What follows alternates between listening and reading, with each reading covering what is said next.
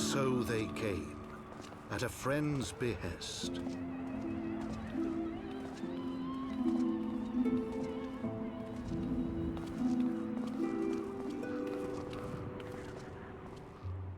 Heroes once celebrated as saviors of Eorzea, brought low through treachery, their names blackened with royal blood.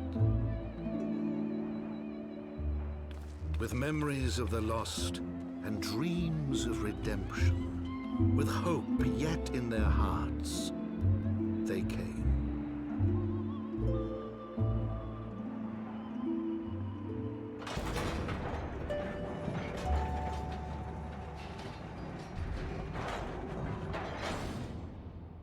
Despite how much better Final Fantasy XIV became after it relaunched as A Realm Reborn, it had still not risen to the level of storytelling that many series veterans had come to expect from what was the traditionally JRPG series.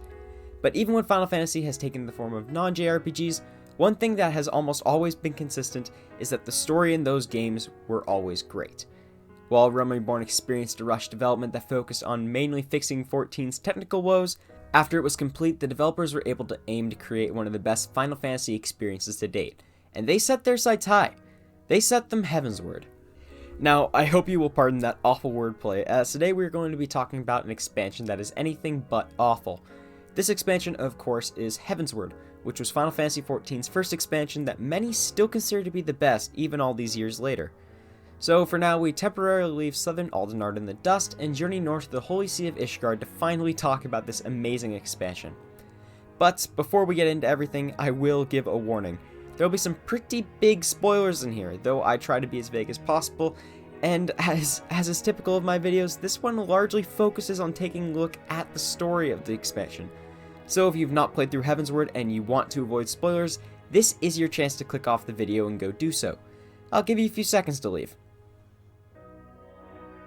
Okay, that's all the time I'm going to give. For those that remain, let's get into it. As always, my name is Lokidum, and this is So I Played Final Fantasy XIV Heavensward. Announced during the Las Vegas Fan Fest in October of 2014, and then later released on June 23rd of 2015, after almost 2 years after Final Fantasy XIV's relaunch, the game finally received its first expansion, and it was a major success. Despite the fact that it was drawing in more players than ever, it scored an 86 on Metacritic. While this is a great score, it was the same that A Realm Reborn had received. Yet Heavensward and the experience it offered would go on to be much more fondly remembered by the player base than that was present in A Realm Reborn. When someone talks about Heavensward, chances are they are talking about the story of the expansion. And for good reason, as it is not only the expansion's strongest points, it is also regarded as one of the best Final Fantasy stories that any game in the series has had, regardless of its genre. Heavensward is pure, unadulterated fantasy and does it extremely well. While I wouldn't say it offers anything that hasn't been seen in the fantasy genre, it takes common things in fantasy stories and executes them almost flawlessly. The writing of this expansion is absolutely amazing, and it takes the relatively shallow characters that were in A Realm Reborn and fills them with personality, giving them their own motivations and ways of thinking that aren't only meant to be plot convenient as they were in A Realm Reborn. In ARR, the characters almost always could come up with a perfect solution to the problem no matter what was thrown at them. The heroes had the perfect skill sets, the perfect connections, and almost limitless knowledge of the world and how it worked. And for the things that they didn't know about or didn't understand, they managed to find a way to win despite that ignorance. Heavensward, on the other hand, doesn't give the heroes an easy path to victory. While in ARR, the Warrior of Light and the Scions were the perfect heroes, in Heavensward they're anything but that, really. The Warrior of Light and their companions know almost nothing about Ishgard or its problems when they arrive, and as things unfold in the expansion, the player learns about things that are going on at the same pace and place that the heroes do, making the player far more invested in the story and how it is going to play out than they were in A Realm Reborn. And unlike ARR, it is not a series of overall mundane events that the player finds themselves in during Heavensward. The moment the heroes walk through the Gates of Judgment, it is like they are in a whole different world, and unlike Shadowbringers, to achieve this all the writers had to do was send us north. Final Fantasy XIV's story structure has always been interesting to me, and Heavensward is no different. While being a self-contained sub-arc in the larger Hydaelyn and Zodiark story arc, Heavensward itself has its own 4 sub-arcs in the story content added in 3.0 alone. Of course, this isn't exactly official, but when looking at how the story plays out, it almost perfectly divides as such. These 4 parts are what boosts Heavensward's runtime to a rough estimate of 50 to 60 hours based on what I've seen online, which makes it one of the longest mainline Final Fantasy games, coming just short of first place by half an hour according to HowLongToBeat.com, a record held by the original Final Fantasy XII. As for the different parts of Heavensward, while they may not be the most creative names, I'll choose to call them as follows. Part 1 is the Arrival in Ishgard sub-arc, Part 2 is the Temporary Homecoming sub-arc, Part 3 is the Pursuit of Truth sub-arc, and Part 4 is the Thordan sub-arc. In this next section of the video, I'll be going over each of these sub-arcs and what they do well. Yes, this video will mostly be on the story, but that is what I love to talk about and what I have the most to say about. Honestly, that's to be expected from a video of mine. I said in my last So I Played Final Fantasy XIV video, which was of course focused on patch 2.5, that said patch was Final Fantasy XIV's gateway into greatness. Hell, that was the title of the video itself. Straight off the heels of that story's conclusion is where Heavensward starts, and when the Warrior of Light finally enters Ishgard for the first time. While newer players took Ishgard for granted, for those that played during 1.0, the city finally opening its gates was for the players a huge deal. Ishgard had been constantly teased back in the 1.0 days, but would never be accessible before the original game shut down. This isn't really important to the video as a whole, but it is a nice little bit of the game's history. While some legacy players were at their highest point in 14, the Warrior of Light and the remaining 2 Scions were at their lowest. Betrayed and brutally backstabbed, the Scions are left seeking refuge from House Fortams, something that would normally not be possible if not for Heavensward's best boy Hoshirfan. Once taken in, we got our normal introduction to the city's geography, and the mystery surrounding Ishgard had seemingly unraveled for the player, at least in a physical sense. Like any good mystery, when you think you've unraveled it, you've only just melted the tip of the iceberg. Of course, we knew going into Heavensward that it would be focused on the Dragonsong War, a war in which Ishgard had been locked in for 1,000 years against dragons. But in reality, that is only the delivery device from which we got the overarching story of Heavensward. Because while it does have a major focus on the Dragonsong War, it is so much more. The rest of the story deals with corruption, false truths, brainwashing, loss, betrayal, and so many other themes and subplots. While it may be a story about dragons on the surface, at its core it is unbelievably human.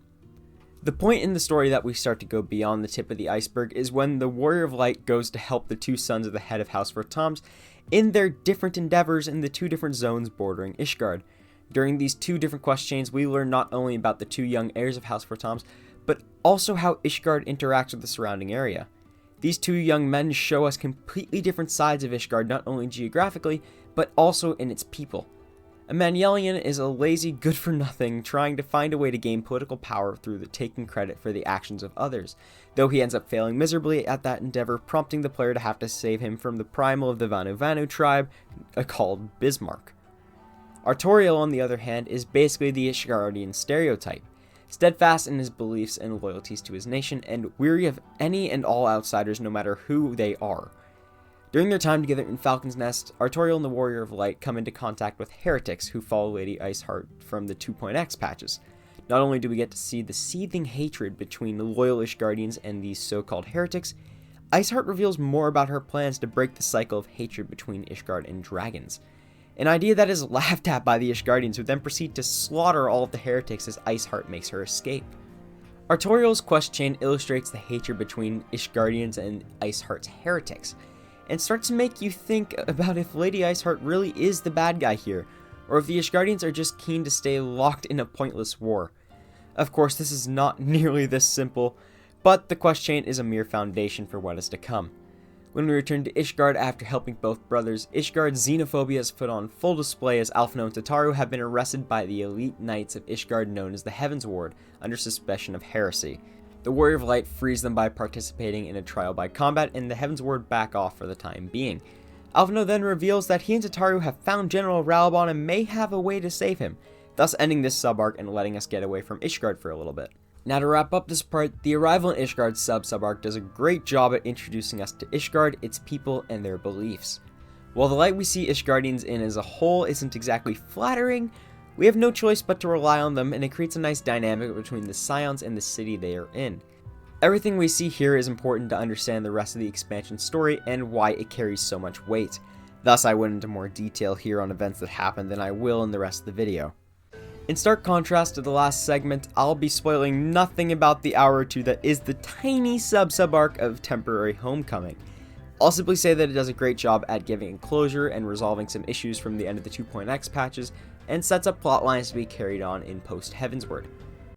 Thought Final Fantasy XV was the first Final Fantasy road trip? Think again, as the Pursuit of Truth sub-arc is here to deliver the story through exploration. Actually, when I put it like that, aren't all Final Fantasy games technically road trips? Scratch that. All JRPGs are road trips. Wait, shit, scratch that too. All RPGs as a whole are road trips. Anyway, let's stop that before I have an existential crisis. In this part of Heavensward, the player goes on a journey through Kurthus and Dravania with the Azure Dragoon Estinian and his worst enemy, Lady Iceheart, as they go on a journey to meet with the dragon Hraesvelgr in an attempt to get him to help them stand against the dragon Nidhogg, who leads the horde of dragons that wants to annihilate Ishgard from the face of the earth. This part of Heavensward is probably my favorite. The Warrior of Light, Alphinaud, Estinian, and Lady Iceheart have a great dynamic that develops over time as they journey across the different areas together to accomplish their goal and learn the truth of the Dragonsong War.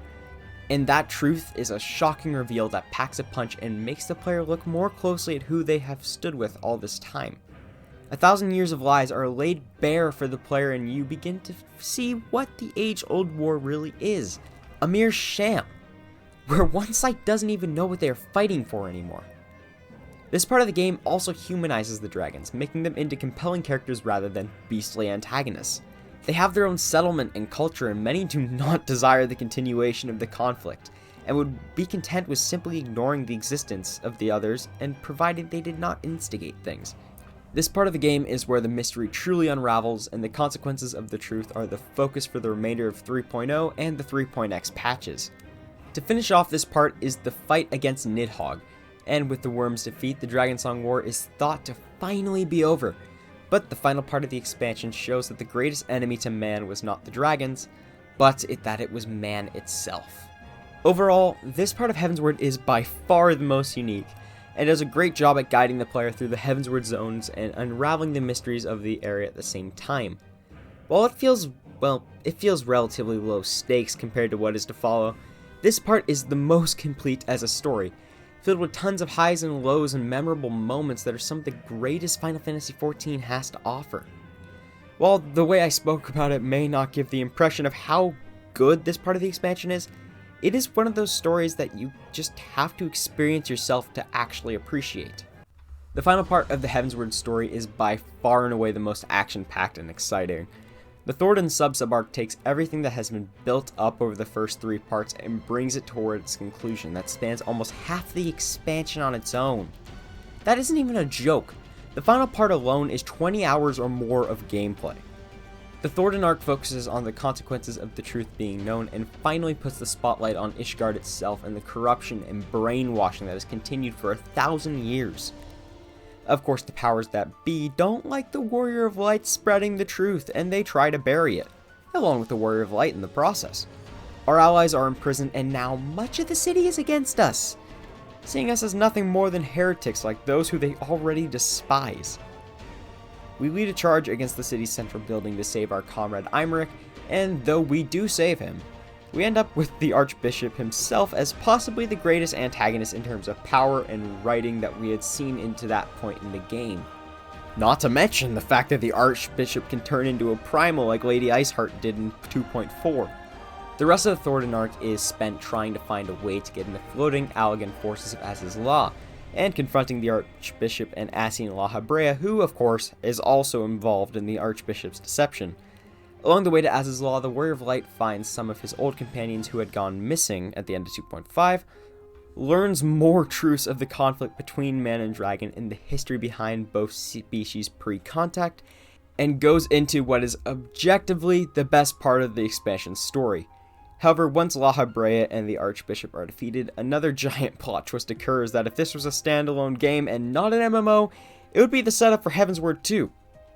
Or, I guess, Final Fantasy XIV 5 or Final Fantasy XIV 3.5, depending on how they divided the story and if they let Nomura anywhere near the title.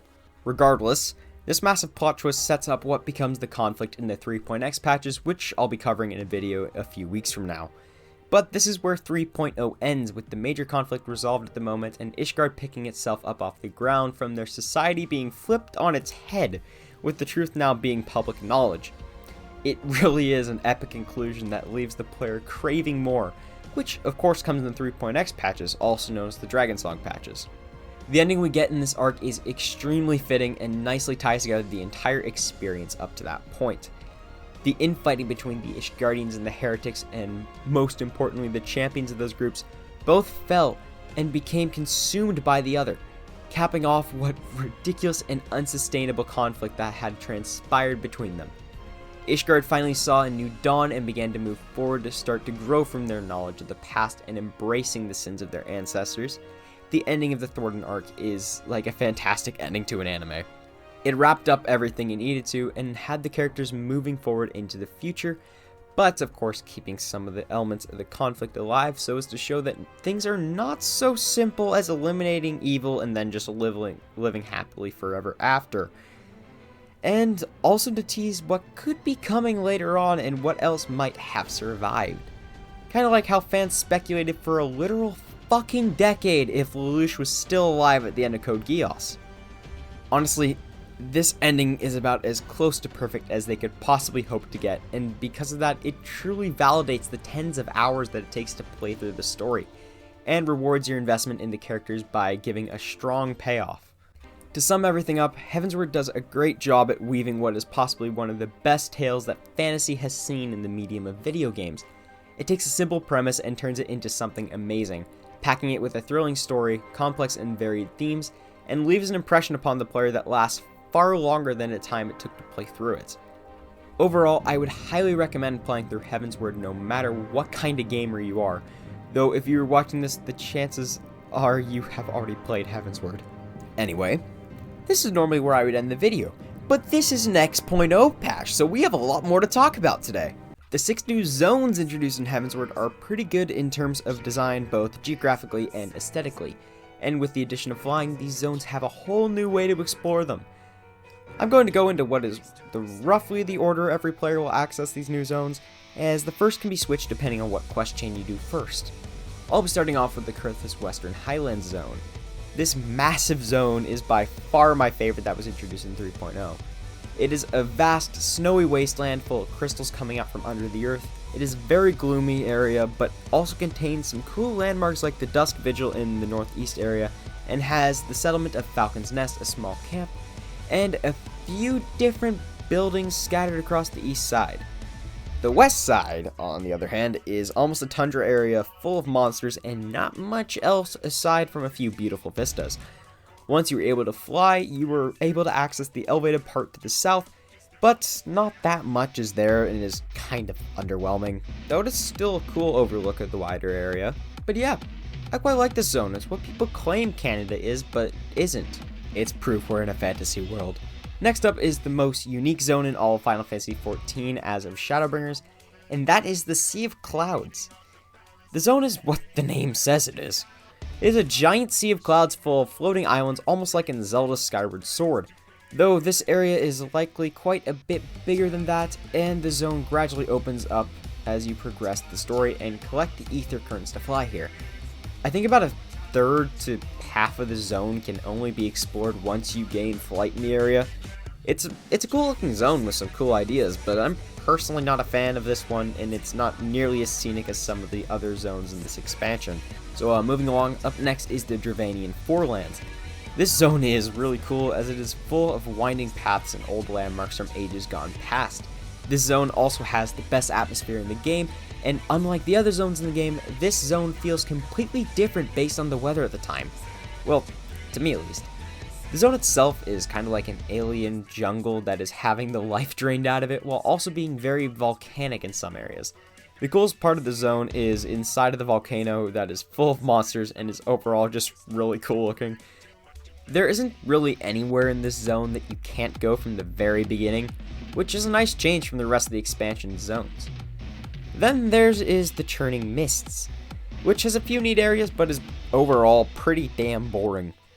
There's the Moogle Village, which is a fun place to hang out and be amazed at the fact that things as stupid as Moogles can actually run a functioning society. And the really cool place is the giant tower that Heavensward lives in. That place is really cool. Every other interesting place in the Churning Mists is only accessible through flying, and those areas aren't even that interesting. It's mostly just a ruined old building with a monster or two if you're lucky. The second to last zone is the Javanian Hinterlands, a zone that reminds me of Primordia from Xenoblade X in a way. But instead of being barren with a few enemy camps, more than half of the zone is covered in abandoned, what I assume to be Sharlayan buildings. These are pretty cool to run around and see what used to be a thriving colony held together by the blue stone roads. These abandoned buildings also make really cool set pieces for boss fates that spawn in the area. I had a surprising amount of fun in the last yokai event in one of those said fates. The other part of this zone is pretty lifeless, but it's still beautiful.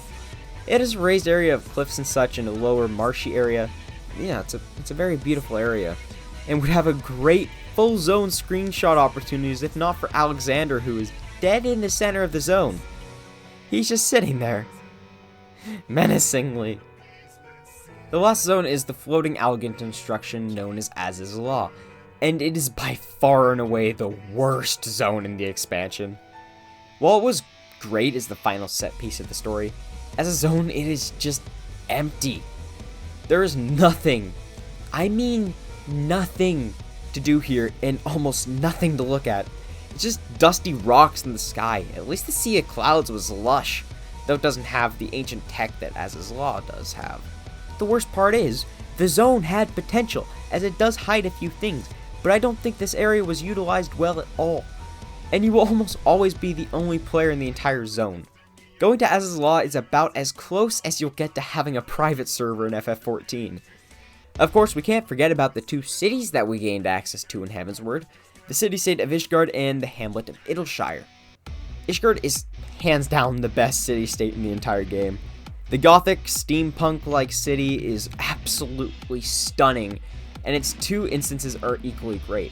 Foundation is run down in various states of disrepair and is full of evident poverty, though the closer you get to the pillars, the better off people are. Foundation shows a more raw beauty than the other half of Ishgard does, and it is very scenic and well designed despite its rough appearance and rough people. On the other hand, you have the Pillars, which is a very dignified area with much more striking architecture than what is found in Foundation. I personally prefer the Pillars and all its cool overlapping bridges, grand halls, and the towering church and the northern quarter. Overall, the city of Ishgard has a great layout and looks absolutely amazing to boot. I can't think of anything to complain about. Idleshire, on the other hand, simply oozes charm in its current complete state. The abandoned Sharlayan city-state is now run by goblins, and their humor breathes life into the city-state, which would have served as the endgame hub back when Heavensward was current content. The former city-state is still worn down, but the way it is now, it's just very charming, and the simple layout makes it so returning weekly nowadays for Wondrous Tales or Unreal Clears isn't a pain in the ass. Idleshire is pretty cool as it's its own small thing.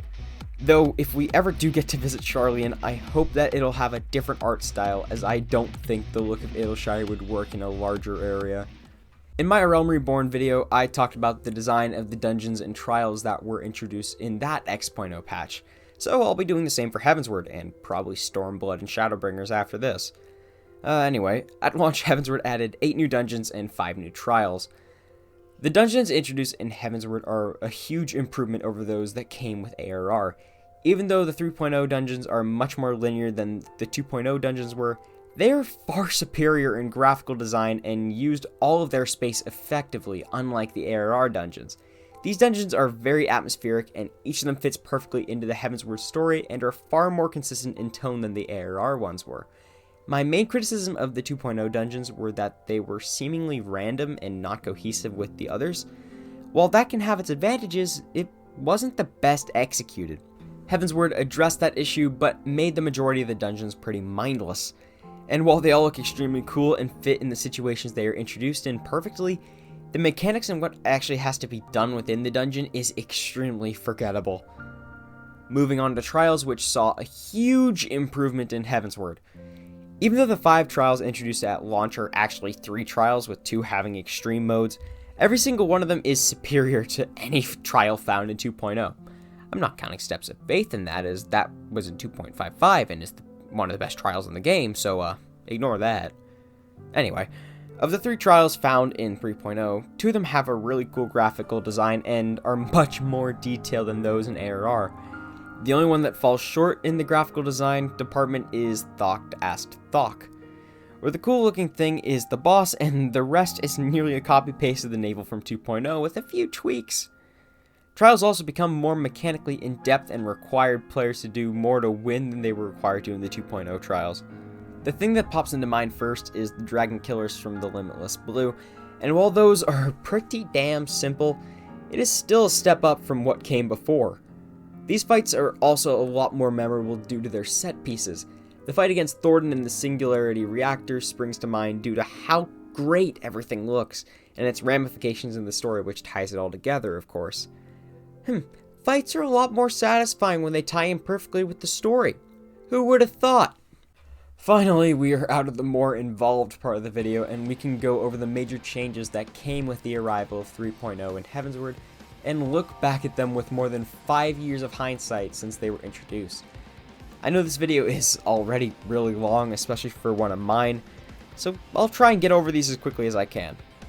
Okay, so the level cap was boosted from 50 to 60. That's pretty normal and not that important, especially now that the level cap is 80 and soon to be 90. But, well, I guess it was cool at the time, though now it means pretty much nothing.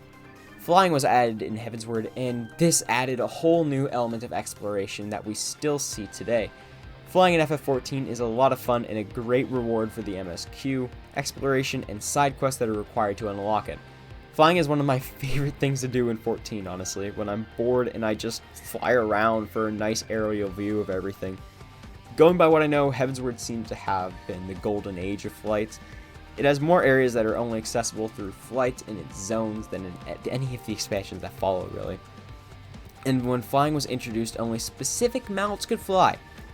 Hence why you still have a flying mount roulette in your mount log. I mean, if you were going to ruin that, you may as well just take that out square. Personally, I find all mounts being able to fly pretty damn stupid, and it ruins part of what makes flying special.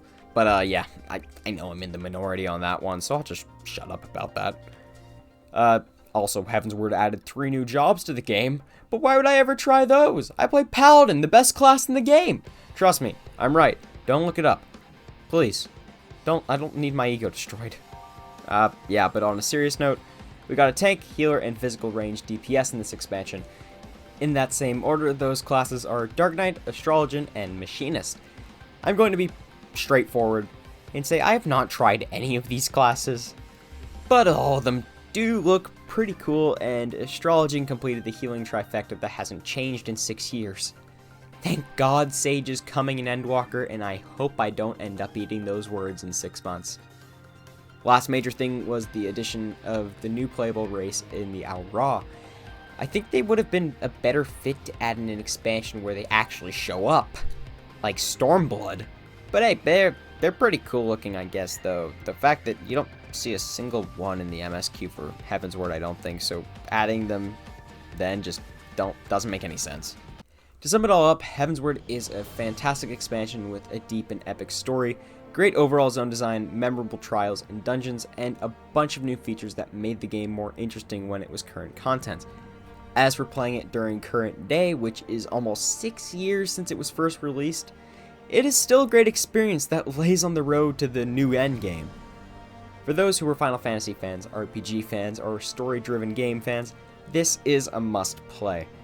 The tale Heavensward weaves is deceptively deep, revealing many themes and lessons throughout its 60-hour story, but they are far enough below the surface that those who are not inclined to look for them can simply enjoy a fantastic fantasy story about dragons and their war with mankind. Heavensward is absolutely fantastic, and is a story where you don't realize just how long it was until all is said and done. It is that engrossing.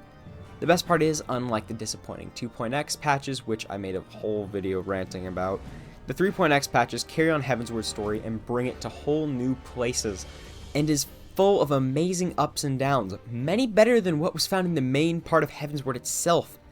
And what a coincidence that I mentioned the 3.x patches now, for in 2 weeks' time they'll be getting their own video here on the channel. So if you enjoyed this one and want to watch that as it comes out, make sure to subscribe. While we're on that note, also like the video and checks out the links in the descriptions below. It really does help out a lot. Well, at long last, that is the end of the video. For those of you who have watched all the way here, thank you so much for your time, and I hope you enjoyed. This was definitely a longer video than normal. I apologize that this video missed the normal Wednesday upload schedule by a few days. I don't know how many as I'm recording this, but I know it's not Wednesday anymore. But I wanted to take care of 3.0 in its entirety in this video, which rapidly expanded as I just realized how much I had to say about Heavensward and how much needs to be said to do the expansion justice. But that is finally going to be it for me. And with all that said and done, as always, my name's Lokidum, thank you for watching, and have a great day.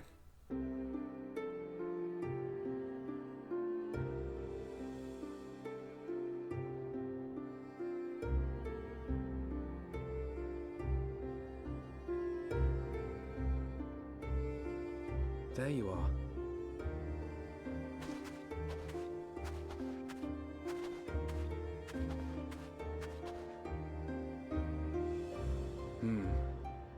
A noble monument to a noble soul.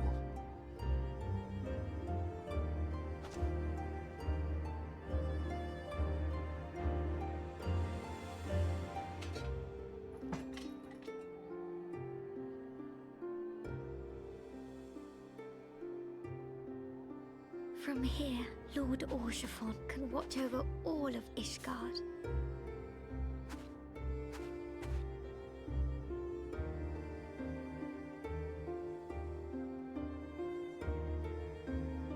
It has been a long and arduous journey, and we have lost much and more along the way. Yet come what may, we must stay true to our purpose and press on. That's right, you two. It's high time we got back to rebuilding the Scions.